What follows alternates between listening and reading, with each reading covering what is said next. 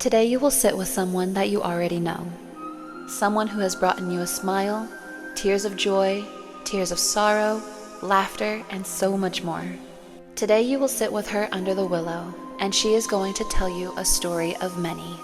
This story is called Lore of Her Legacy, and within it you will meet the unknown.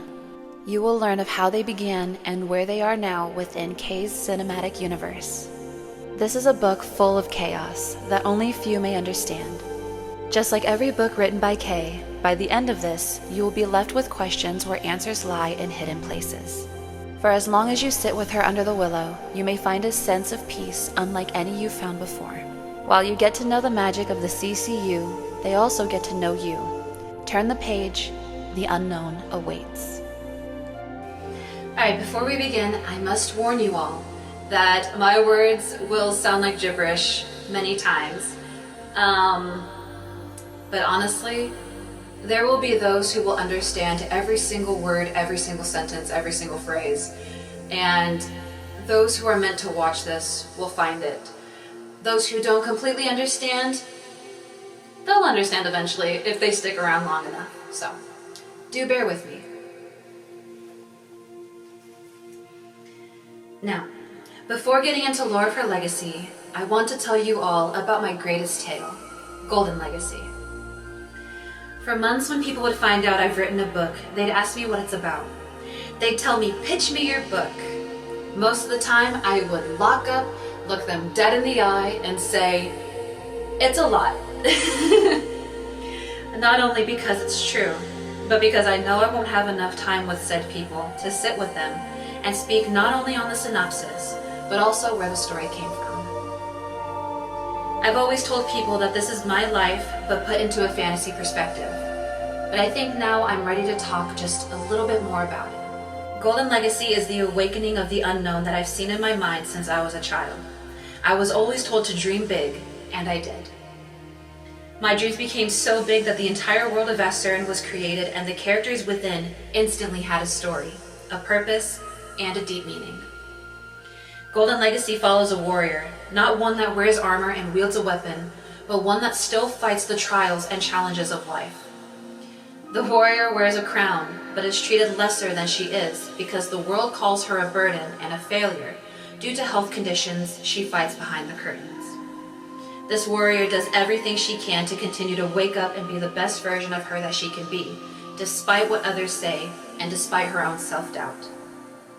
Life pulls her into situations that are not her doing, and she must stray away from her regal path and join one that is more magical and even supernatural. By joining this new path, she unlocks the warrior that she never knew she was, and it's not until she meets incredible friends that she discovers that warrior. One who wields a sword, wears armor, and bears a courage unlike any other. With or without the armor, magic, and weapon, her courage and strength remains. On her journey, she also comes to realize that the stories she was told as a child are coming to light, and they are far more real than she could have ever imagined. She quickly grows the realization that stories must only exist if experienced firsthand. Without the sight, the tales can't come to pass, and they can't be real. With there being tales coming to life, that means the unknown will become known. There's a darkness she must face, but it's a darkness not only found within the land, but also within herself. Only she can vanquish both with what remains of her magical companions. Sounds like your typical fantasy story, doesn't it? Well, I can promise you it's far from ordinary, far from typical, and way out of the normal. And that is just the way I like it. Vivalda, the Warrior.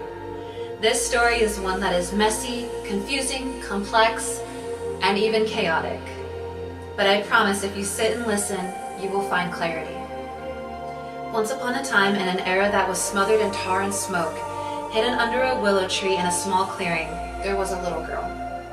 A little girl with an imagination so large it set her apart from others around her. Since she could remember, she would have dreams unlike anything anyone has seen before. These dreams took her into the unknown, where the impossible became possible.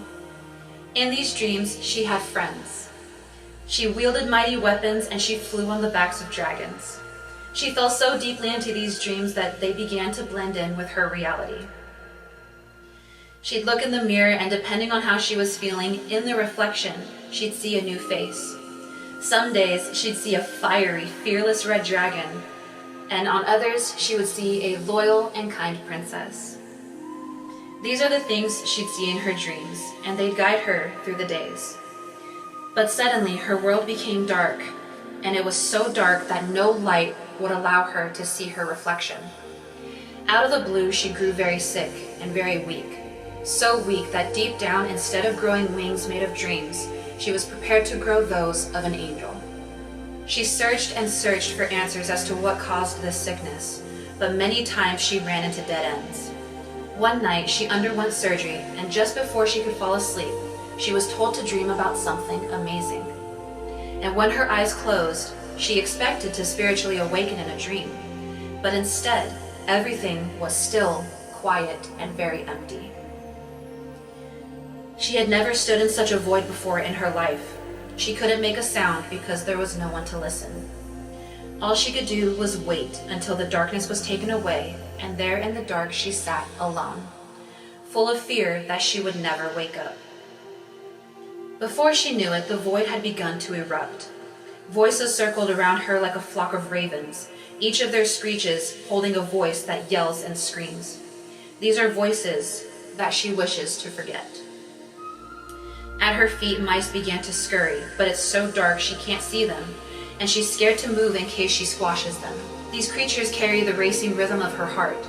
There's no way to stop it. Then the thunder comes crashing above her like fists colliding into walls. With each rumble, she braces herself, ready to remember every hit and every slap.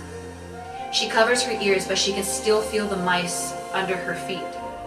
She closes her eyes, but can still hear the thunder. There's no one to comfort her, so just before she's ready to break, there's one last crash of thunder. But from beyond the rumble, she hears something less scary and more whimsical. It sounds like a glass wind chime dancing gracefully with the gentle winds.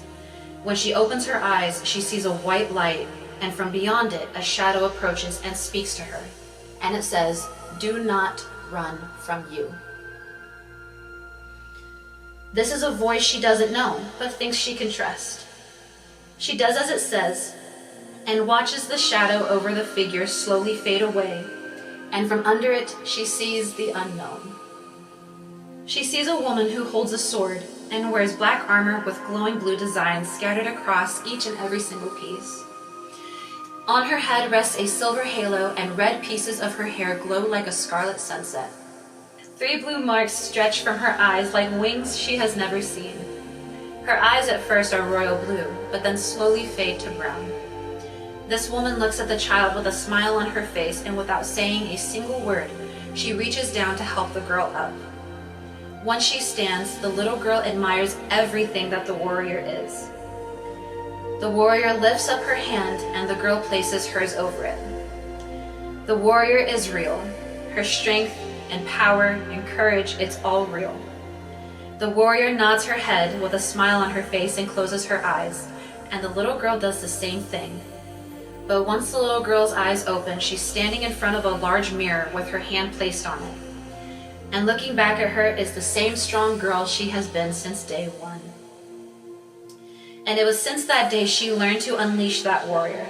And it was that day that Vivalda was born, and Kay was found for who she was always meant to be. Vivalda is me and more. Her story is mine, and mine is hers. She has given me strength when I was on the verge of giving up. Had I given up, I would not be here. I would not be who I am. My friends would have one less. My family would hold an even heavier loss.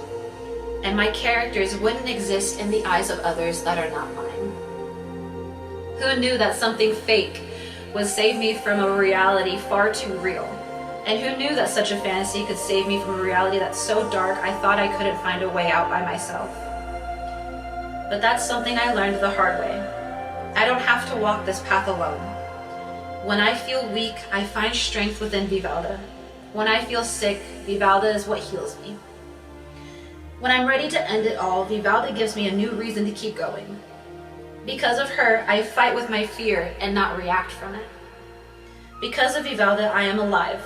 What more can I say that I haven't already? I am the fiery spark that ignites creation, and she, in return, is my most exquisite and royal creation. Together we shine with captivating ultraviolet light. I gave Vivalda the marks that draw from her eyes because that's where I used to draw on my face with sharp claws. Thankfully, I no longer use that as a resort to release my pain, pressure, and sorrow. Now my voice is my release. My stories are my release. Vivalda is one who fears herself. She fears she's not enough. She fears she will fail the one she cares about the most, and she worries that she will never amount to the greats when the greats are telling her that she is so much more. Vivalda has always walked one path and stuck to it, but this path has grown thin over time, and eventually a new path has formed, leading her towards something new, leading her towards the unknown. This path calls to her a million times over and over, and yet she ignores it, pushing forward to where she thinks she's supposed to go. Eventually, life knocks her down over and over again, forcing her to jump onto the path she's avoided. And when she does, she learns that that's where she was supposed to be all along. And with the help of her unexpected friends, her family, and even darkness, she discovers that the warrior she was forced to be is the warrior that she's been all along. She never saw her until she let her out. She teaches those who read her story that you are never too small. Even when you're at your lowest, you can brave the most difficult battles and overcome the most strongest storms. You are never without the ones you love, and you are never alone. Calypso Zyla, the pirate. The tale of Calypso Zyla is one that is daunting, mysterious, adventurous, and even heartbreaking. On the journey, we follow a pirate who is full of life and yearns for daily voyages across the sea. Being known as the Daughter of the Sea sets her apart from others in the village of Autaunalee. Due to her wandering, her wild sense of humor, people questioned if something was wrong with her. Thankfully, Calypso has never minded it, and she always keeps her focus on things that are worth her time. Her father, and his crew would always go on exciting adventures, but one day he mysteriously leaves without her, causing her to think that maybe even he thought something was wrong with her. After a long time of waiting to see if he'd come back, he never did. So she takes matters into her own hands, forms her own crew, and she sails to track down her father. She has a mind full of pride, determination, and hope. Hope that one day she will find her father and find out why he left her behind. Along the way, Calypso learns what happens when she gets too determined, and that determination can be so strong that it causes a pirate to sail into dangerous waters. Will Calypso succeed in her voyage, or will she drown? They say that the life of an outcast is one to be ashamed of, but I find that hard to believe. The outcasts that I speak of are those who aren't accepted for who they are.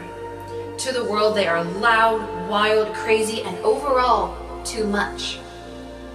These outcasts are those who are so colorful that they stand out amongst the black and gray. How I see it is that some of us, myself included, would rather be set apart from society than blend into a life that is bland and boring. Her humor is a mask to cover her flaws, to cover her pain, past, and regrets. Humor is how she copes, and she does it so well that nobody thinks twice. She is a lone sailor, and that's how she prefers it. Because when she's alone, she can scream, cry, shout, go crazy, and there will never be one to judge her or stop her. Calypso is my determination to become something greater. She's determined to show the world how much of a badass and incredible pirate she is. I'm determined to be the walking proof that the world needs more acceptance of us freaks, outcasts, and weirdos. Calypso knows that she doesn't need to prove a point, but at the same time, she wants to show others that she's more than just scum. She follows her gut, listens to the wind, and sails to where the wild sea takes her, even if it leads her to the darkest of trenches. Phoenix the Dragon. She is the colony keeper of Dragon's Tour, the mother of dragons. But in the eyes of many, when people see her red skin, black horns, fire, and sharp claws, they claim to be in the presence of the flaming demon. But through my eyes, I see someone ready to jump in the line of fire in order to protect and keep the ones she loves safe. She is a beast so large and powerful, and yet she is also the most gentle and caring once you get to know her. One would feel safe by simply standing next to her. She gives a home to scaled beasts who are lost and misunderstood. The beasts seek no harm. If anything, they wish to rebuild the world into a place that is accepting of their ferocious kind. Although Phoenix is kind and gentle, she wouldn't hesitate to set the world ablaze. She has lava flowing through her veins, passion boiling in her core, and love fills her spirit. She controls when her fire burns and proves that fire can do so much more than just destroy. It can also create bonds that last for an eternity and bring the broken together. Phoenix has two forms, one humanoid and one beast. She can only stay in her beast form for a certain amount of time before turning back. Unfortunately, in her humanoid form, she is not invincible. This she has known since the very beginning, and it has never once struck fear in her heart. Phoenix was never a demon. She will always be a friend, and she will forever remind people that you are more than capable of rising from the fires of hatred and using that fire to ignite your love and passion. Overall, Phoenix teaches us to love, to fight, to conquer. Phoenix teaches us that no matter what life throws at us, we continue to be true to not only ourselves, but continue to be true to the ones that we love. She continues to prove that love is powerful, love is fire, and love is everything, and she will forever be one of the most amazing characters, one of the most incredible beings, and she will always be my favorite dragon. Queen Allidora of Vesserin. Queen Allidora, the most beloved ruler the kingdom of Vesserin has ever known. She is the mother that every child deserves, but not every has. She loves her people despite their flaws, and she will always be there to give words of wisdom and encouragement. When someone sees their own imperfection, she sees perfection, and she will do whatever it takes to help them see what she does. She never forces anyone to walk a path she sees fit, and instead she encourages them to find it on their own and follow where their hearts lead. Allidora will put up through fights and put herself through hell if it means that her loved ones remain standing, even if it means that she's the one to fall. A mother's sacrifice is one of the boldest, strongest, and most touching to witness. She will do anything for her children, and she will do anything for her kingdom and her friends. Allidora is inspired by love and loss. I once had something so dear and pure to me, but as my story went on, I lost it, and I dwelled on it almost every single day, wishing that one day it would return to me. But due to time and no change being made, I've had to accept the fact that the love I once had won't return. It's time to move on, remain strong, and continue to fight. But no matter what, that love remains with me, no matter how much I try to run from it. Allidora is someone that I need and I don't necessarily have. So what a better way to cope with this than write her as the badass character that she is. She will forever be the reminder that you are never without the loved ones you lose in a lifetime. They forever guide us when we need them most, even when we can't see them. A mother's sacrifice is really one of the most touching things anyone can ever witness. Silva, the Forest Guardian. Silva, the Forest Guardian, resides within all of Vesserin. She is one who holds many secrets, secrets that unravel with time and are only revealed to those who are patient and worthy. Silva is the air that every Vesserian breathes and is the life of every plant. When she breathes, the world breathes with her. She is gentle to every living thing that approaches her with kindness, but is vicious to those who cross her with ill intent. She can feel the life of every plant flow under her feet, and she can heal what wilts without lifting a finger. In the night when she awakens, so does the forest. Every flower blooms, the bark of the trees illuminate like magical veins, and every blade of grass ignites when she takes a step. Within the forest of her home, Allsfield, there's a specific tree as old as time itself. It grows so tall that a human would say that it touches the clouds in the sky. Silva leans against this tree, and the plant reaches its branches down, embracing her and giving her the purest hug. The branches rest under her arms and wrap around her body and legs, pulling her in and making them one. When she breathes, the colorful veins within the tree bark glow like fire, but sound like tiny ocean waves rolling into the ground. This is her throne. Silva has always promised to protect the ways of life for both humans and magic. But even magic forces, such as herself, can only do so much and go so far.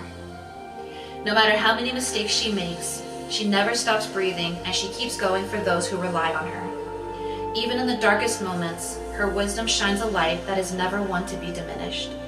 She sees, hears, and feels the pain of all, even when they try to hide it, and she will never hesitate to stand by their side.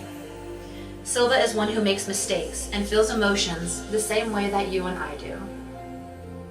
She is a flower that blooms and wilts over and over again, but after each bloom, she is born anew, ready to grow from her mistakes and heal from her regrets. Zyla, the Dark Enchantress. Zyla looks over the Lion's Eye, which is a magical forest in Vassurin. It's a forest that is just like her. Zyla is a complex being, one full of rage, hatred, sorrow, and guilt, and she hides it all behind a mask. A mask made of darkness, smoke, and poison, resembling a past once fought. She and her forest wear the same mask, and by wearing it, humans stay out and no one ever dares to cross them. Her home and heart hold memories that are far too painful to speak on. Each tree she passes holds a different memory, some sad while others are joyful. Emotional pain crashes over her like harsh waves raging in the sea. She wants it to stop, but ultimately, she got used to it. She got used to the pain, but remained standing. Although her magic and tone may be dark and poisonous, she has a heart of gold. She cares more than the average human and feels connections deeply in her core. She has no friends or family, so for a very long time, she has walked alone, protecting whatever remains. The Fays of the forest are aware of Zyla's past, and they're aware that it's a touchy subject, so they keep their distance, allowing her to do what she must in order to heal. She's scared to get close to others. She's scared that once she has them, they will drift far away from her, never to forever be hers. She's scared to love, scared to care, scared to lose. So her only solution is to remain alone. She's tugged into a battle because she is one of the strongest in the land. She dreads the outcome that she sees in her mind, an outcome that leads to nothing but death and loss. She joins this battle because she can't let the kingdom suffer for both human and magic. She's hostile to her comrades because she doesn't want to show that she's attached.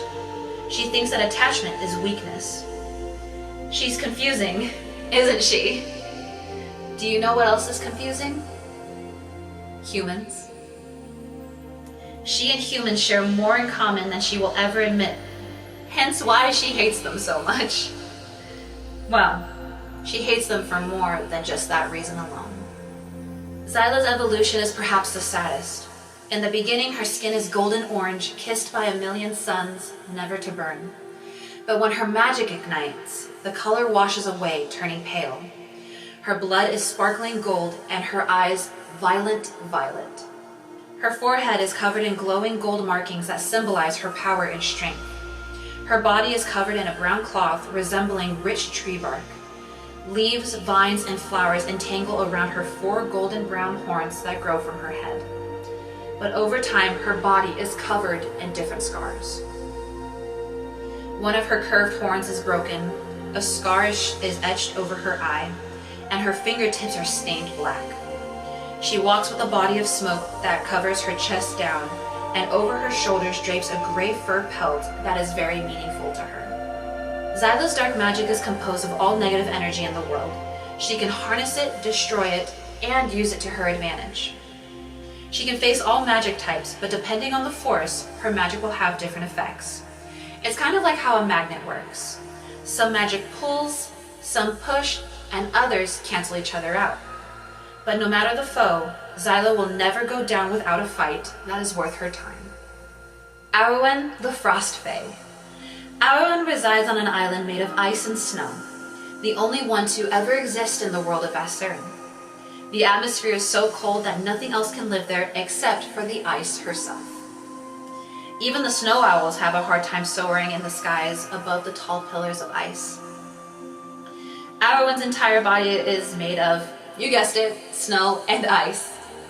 She's so cold to the touch that she burns hotter than fires that humans set upon a forest.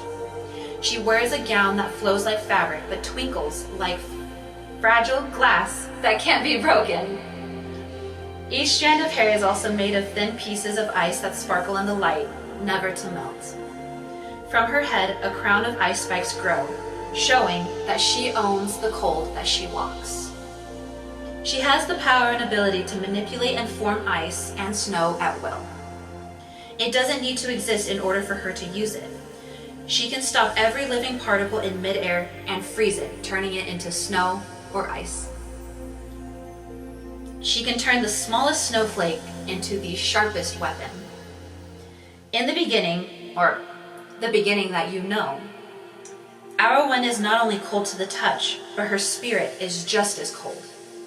Cold meaning she's almost heartless, and hardly any emotion crosses her face. She is emotionally numb until her frozen mask is cracked and broken. Underneath that cold exterior is a fae that is gentle, light, and bright. She is kind, caring, and even polite. Due to a past that is now frozen in time, she isolates herself and reflects on her cold hostility. But if you continue to follow along, you'll soon meet the gentle and loving fae that resides under the thick layers of ice. Aerowen is a reflection of my own isolation. Sometimes I feel like life is better for not only me, but for others around me if I stay hidden and out of sight. When I'm alone, I can't bother anyone and I can't make a mistake.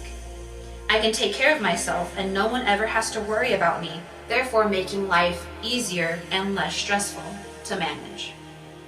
But little did I learn years ago that hiding from life meant I wouldn't live it. By hiding, I'd be simply leaving behind a life full of endless adventure. This is a lesson that Aerowen learns in her life as well. By releasing the warmth of her heart, she is free to simply live. Melantha, the Sulfenic demon. She is murderous, evil, loathsome, awful, nefarious, threatening, hateful, and aggravating. She is every negative thought that spawns in my mind. This demon is the physical being of one's inner darkness. She knows her prey's deepest secrets, and she'll exploit them to the world before they have a chance to explain themselves. She resides as a prisoner on her own caved volcanic island known as Helsin. This volcano is on the verge of exploding as it is full of her darkness and poisonous magic. Her power is all negative energy and negative magical particles that float about the land.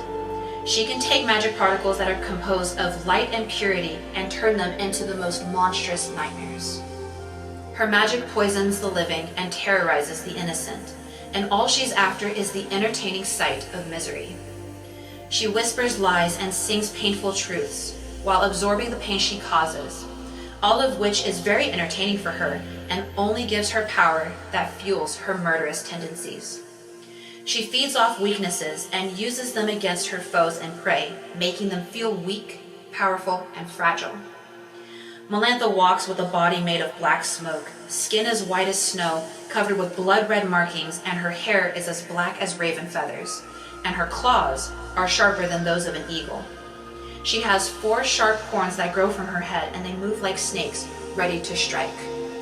Her eyes are black, holding an endless abyss, and her teeth resemble those of a shark. Melantha is always out for blood, and she won't stop until it's shed, either by her hands or by those of her arrowlights. Melantha was created to be the embodiment of my mental health struggles. I took the phrase inner demons and created something physical.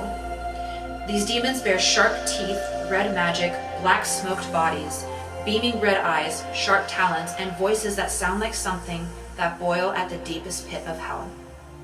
By creating Melantha and the Aerolites, I hope that someone out there will have a deeper understanding of the dark battles many of us face every single day. Riverlynn, the mischievous princess of Vassurin. The mischievous little sister Riverlynn is a gal who is full of light, fun, pride, and jokes.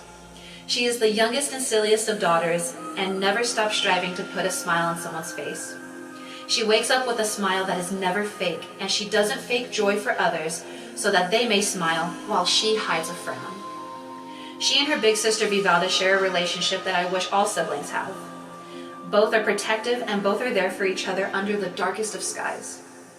They braid each other's hair under the shining sun. They are obedient to their parents and kingdom, and they always strive to do their best.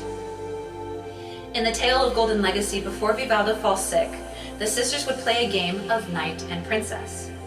The knight would go on daring adventures to save the princess from things such as black demons, moon witches, deception magic, and so much more.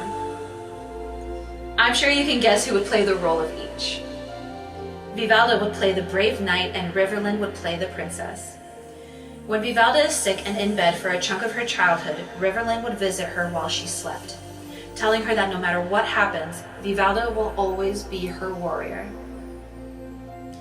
Not only is she talking about the game they play, but she's also telling Vivalda that she will never let go of their bond, no matter how far apart they may be.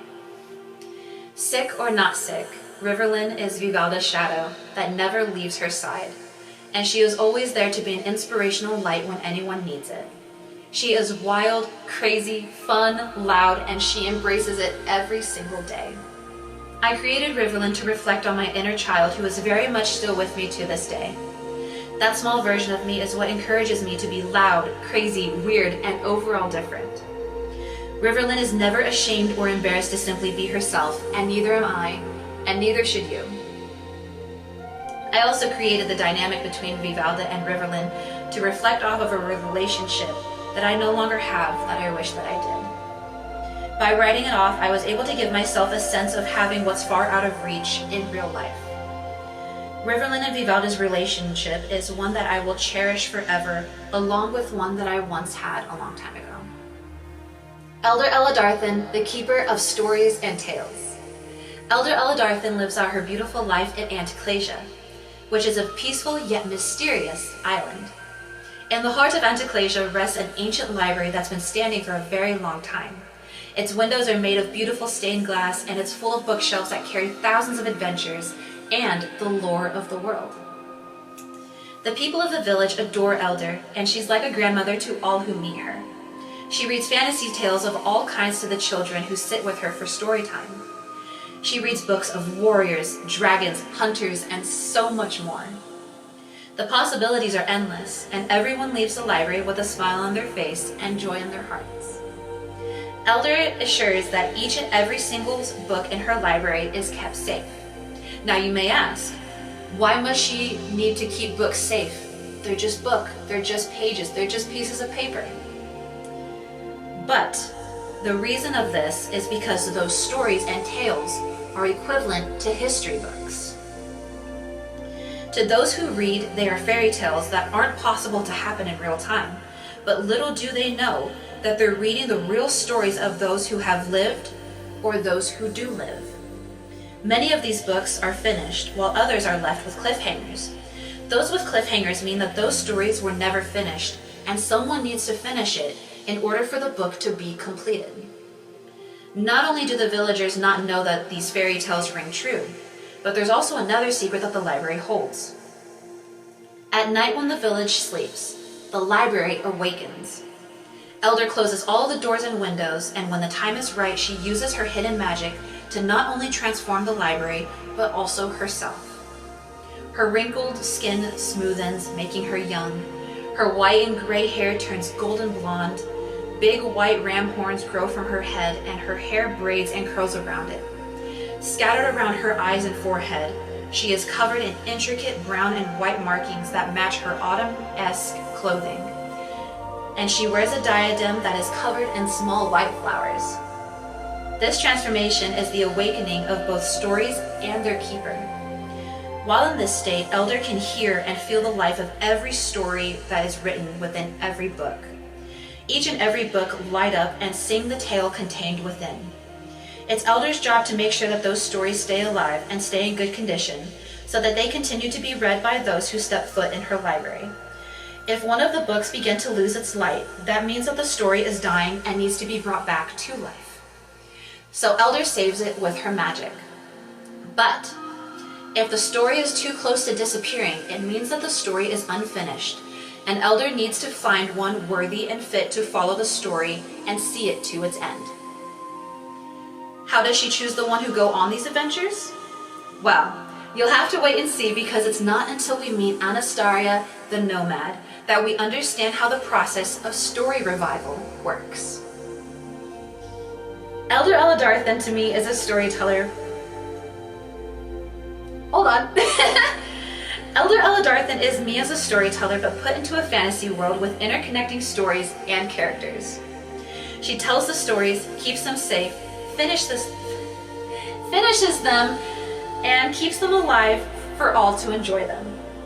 She keeps secrets and only unleashes them when the time is right and when her audience is ready to know. Do you see the similarities?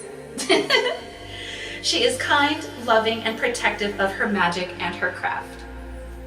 In case you guys can't tell, she is one of my favorites. And now on to another favorite, Ryel the healing koi fish. Ryel the mystic koi is one of the most gentle, kind, and loving creatures anyone would have the pleasure of meeting. She has the body of a human, but the mesmerizing features of a koi fish. Typical koi fish are a mix of orange, black, red, white, brown, and even yellow, but Ryel is bright blue and white. Her body is covered in blue spots that glow when her healing powers are ignited. She has spiky blue ears and blue hair, and she has blue and white eyes that look like rippling water. Ryel's story is one that's sad but holds a beautiful ending.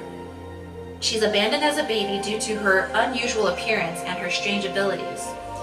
She's outcasted from her colony and left alone. That is until a being from a different colony and that of a different species finds her and takes her in. There she is raised and is taught the important lesson of self-love and acceptance. Growing up, Ryel would often hate herself for being born differently, and would think that if she wasn't born blue and with freakish magic, that she would be with the colony she was born into, and she would be with her own kind. But thanks to her new guardian, she quickly realizes that she is worthy of love with or without her oddities. Beings around her would bully her for her differences and for her unusual appearance. But no matter what, she continues to be a healing ray of light to those who try to tear her down.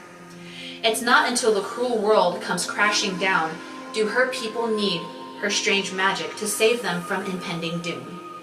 After all they've done, Ryel still continues to help them, and they realize how wrong they were to treat her so terribly. Ryel is a reflection of me and my road to self-acceptance and love. Growing up, I was always called names, and I was bullied because I was different. I have always had a wild imagination, and people didn't like that. But now, I remain a weirdo, and I help heal others with magical tales, stories, and incredible badass characters that I create in my head. I'm showing the world how amazing it is to be different, and that no one should ever change themselves in order to please the world or in order to please miserable, boring humans. Our oddities are what make us fun, unique, cool, and different in the most beautiful ways. Ryel would rather stand out than blend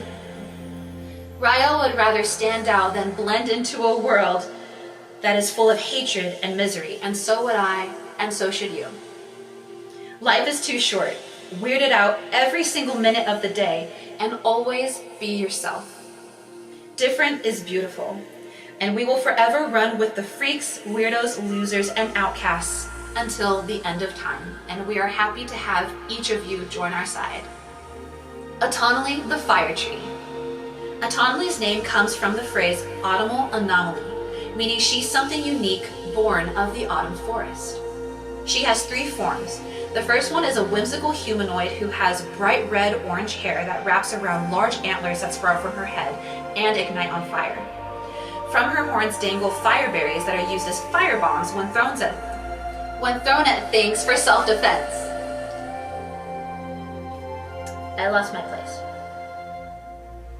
Anyways, her body is covered in tree bark, green leaves, moss, and autumn leaves that also ignite on fire when her magic is activated. Scattered across her face are freckles that look like splatters of mud. Her eyes are honey brown and her eyelids are green and orange, making her fiery gaze pop. Her second form is that of a tree beast, whose entire body is that of a tree, and its face looks like a dragon or a similar beast. And her final form is simply a normal autumn tree that she can use as camouflage. Now you may ask, what about the seasons changing? Won't her presence be obvious? Nope. And that's because in her world, it is always covered in autumn colors and leaves. She only has to worry about the defense mechanism not working if she decides to travel away from home. She has the ability to manipulate fire at will, and she can turn the falling rain into fire with the simplest touch. For all she knows, Autaunalee is the only fire tree to ever exist. She doesn't know where she came from or how she was created. All she remembers is waking up in her tree form and awakening in a world full of literal fire. I created Autaunalee simply because I love trees. With that being said, we can expect to see many more tree friends down the line that include my willow tree and wisteria. One of my favorite things to see is the trees in autumn. I love when the world is painted red, yellow, orange, and in gold colors, and I love associating elements to plants because not only is it magical, but it is super fun. So it was only fitting to create an autumn tree with the ability to manipulate and conjure fire, which is my favorite element. Ceradyl, the stormbreaker. Ceradyl, the stormbreaker, is one who paints the skies with storming clouds and colorful lightning. Not only can her storms be beautiful, magical, and peaceful, but she can also break the skies in order to unleash a hell unlike anything anyone has ever seen or heard. Ceradyl is an incredible being that resides within the skies in a higher plane. She decides whether the skies will be calm or chaotic. Sometimes she conjures storms to teach a lesson, while others she conjures to help relax those in need. For example, there is a storm that can only take place in the night that is known as wildflower eclipse. This storm is one that sends down magical raindrops that glow under the moon. When this beautiful rain descends and splashes on land, the water ripples away with a colorful glow, illuminating the night, and filling the dark with gentle color and whimsical sound that sound like a wind chime dancing in the wind. Dancing in the wind. Can you tell that I really like the sound of wind chimes blowing in the wind? This weather phenomenon helps humans and magic folks sleep and helps those who struggle with nightly anxiety relax and gather a sense of peace. But she only unleashes this storm around those in need and those who it will benefit. If this storm isn't meant for someone, they will have no ability to see or hear it. Ceradyl keeps her storms and weather phenomenon within jars. And within these jars, these storms reside until they are unleashed and Ceradyl commands them at will. Although these storms are under her command, they can often take forms and have physical appearances. For example, when Ceradyl wants to release thunderstorms, those storms descend down and have a spiritual form, and those spirits are named Zyla, the thunder and lightning, and Titania, the rain. Ceradyl also has storms and weather phenomena such as Nieva, the snow, Thalakon, the flood, and Valrania, the vortex. Ceradyl's appearance is human. She has long blonde hair and often wears elegant blue clothing or those that match the color scheme of the storm type that matches her mood. Her eyes are brown, but when she conjures a storm, they turn blue, and in one eye, the eye of the storm shows its face. Overall, she is protective, calming, comforting, and very headstrong.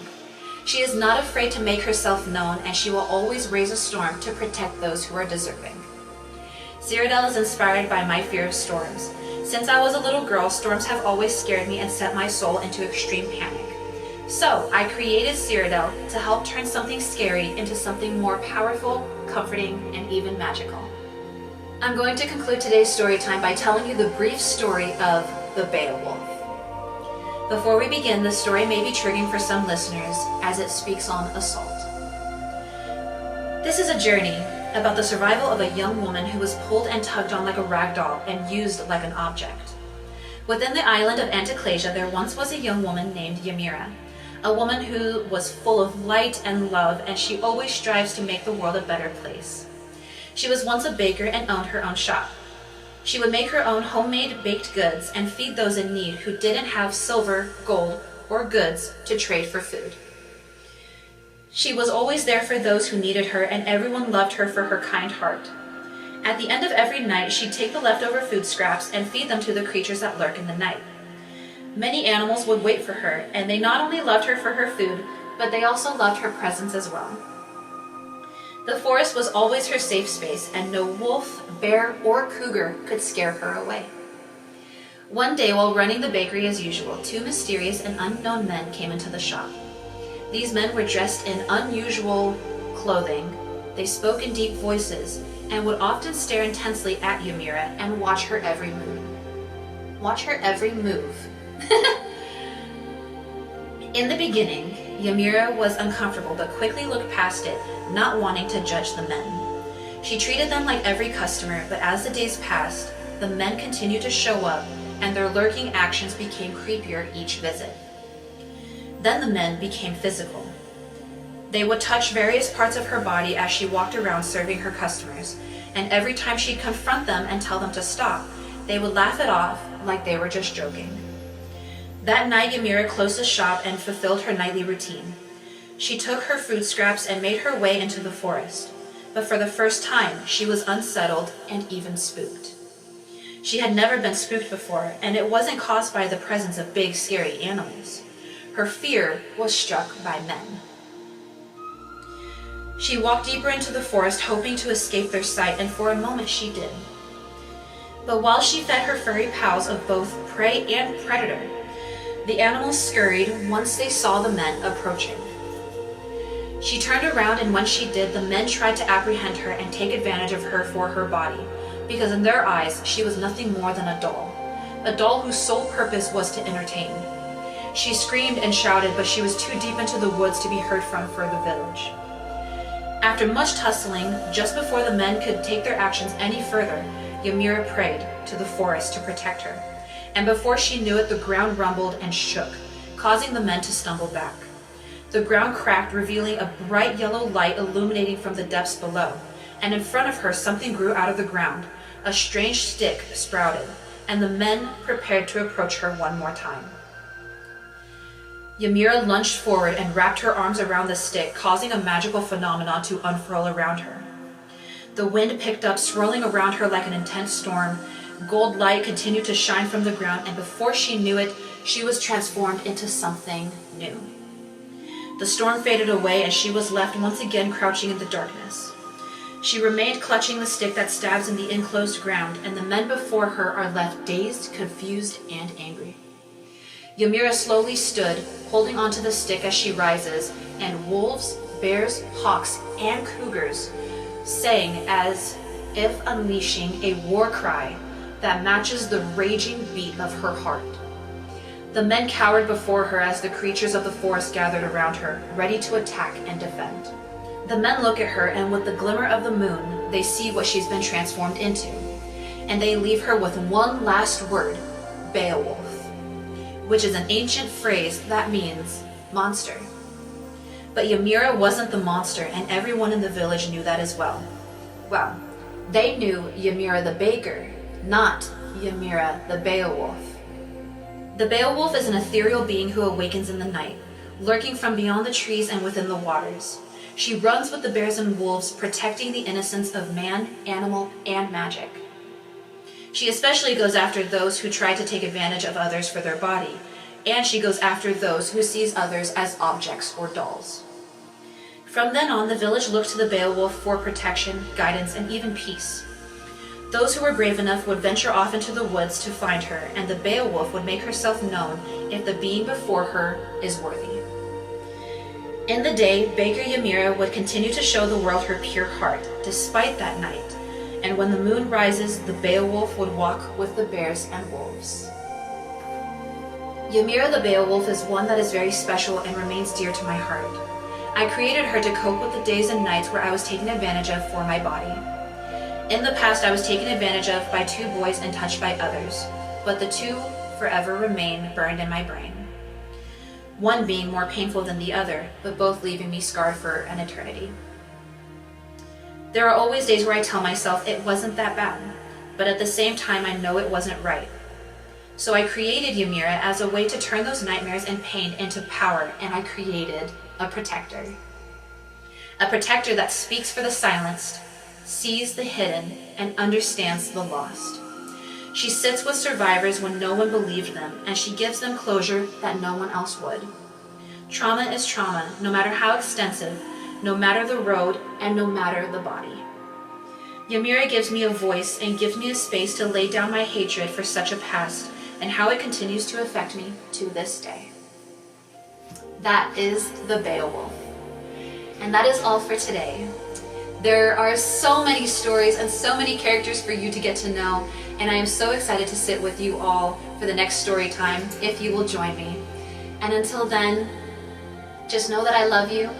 All of my characters, we love you so, so much, and I really hope you have enjoyed sitting with me today. I love you all more than you will ever know, and I will see you guys for the next story time, if you would like to sit with the storyteller. I'll see you next time.